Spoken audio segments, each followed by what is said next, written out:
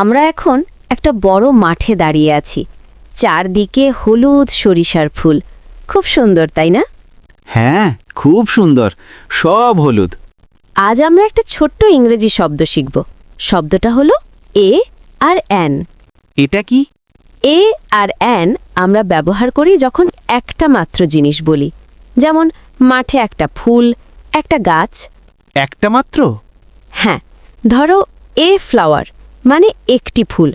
যদি শব্দটা স্বরবর্ণ দিয়ে শুরু হয় তখন অ্যান, যেমন অ্যান অ্যান্ট। ও, বুঝেছি।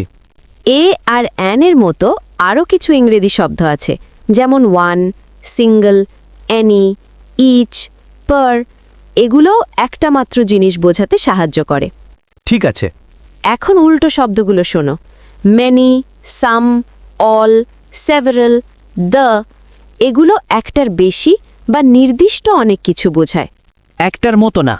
ঠিক তাই। এ আর অ্যান হলো একটি আর্টিকেল। এটা নামের আগে বসে।